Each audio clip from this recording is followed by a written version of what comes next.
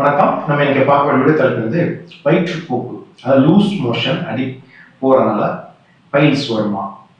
கண்டிப்பா வரலாம். நம்ம எல்லாருக்கும் தெரியும், கான்ஸ்டிபேஷன் மலச்சிக்கல் தான் அதுக்கு ஒரு முக்கிய காரணம். பட் ஓப்பனா சொன்னா இந்த மாதிரி ரொம்ப லூஸ் மோஷன், டயரியா போகுது, இல்ல வயிற்றுப்போக்கு ரொம்ப இருக்கு, அவங்களுக்கு இது கண்டிப்பா பைல்ஸ் வர்றதுக்கு வாய்ப்புகள் ரொம்ப ஜாஸ்தி.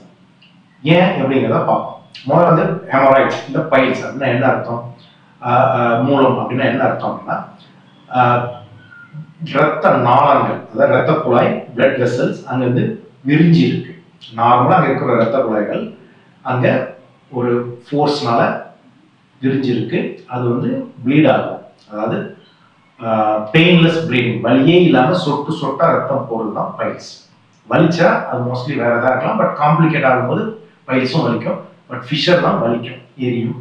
இல்லை அது இன்ஃபெக்ஷன் தான் வலிக்கலாம், ஏரியாதான். சரி, இப்போ வயிற்றுப்போக்குனால எப்படி பைல்ஸ் வரும் அப்படின்னா ரொம்ப சிம்பிளா சொன்னா, இப்போ வயிற்றுப்போக்குனா என்ன அர்த்தம்?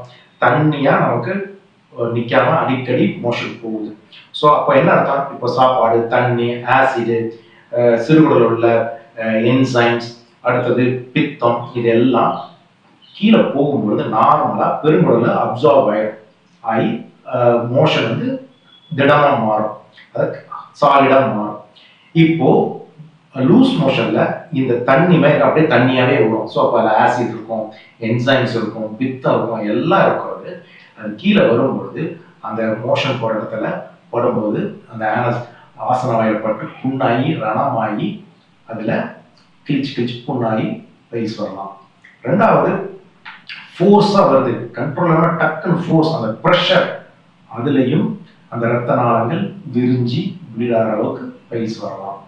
அதே மாதிரி வாஷ் பண்றது, இப்போ ஒவ்வொரு வாட்டி போனால் எப்படியும் அதை வாஷ் பண்ணணும். ஸோ தொடர்ந்து அதை வாஷ் பண்றது, எஸ்பெஷலி இப்போ வெஸ்டர்ன் கல்ச்சர்ல இருக்கிற மாதிரி ஒயிட் பண்றாங்க, டிஷ்யூ பேப்பர் வச்சு பண்ணாங்கன்னா அதுல நிறைய டேமேஜ் நடக்கும்.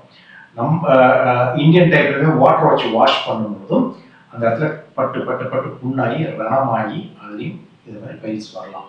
ஸோ இது டெம்பரரியா டயரியா இருக்கிறவங்களுக்கும் அப்படி இருக்கலாம். இல்லை சிலருக்கு பார்த்தீங்கன்னா ஒரு நாளைக்கு ஜென்ரலாகவே எனக்கு 4 வாட்டி 5 வாட்டி போவேன், அது மலச்சிக்கல்னால இருக்கிறது ஒரு பார்ட். 4 வாட்டி போனாலும் மலச்சிக்கல் ஆகலாம்.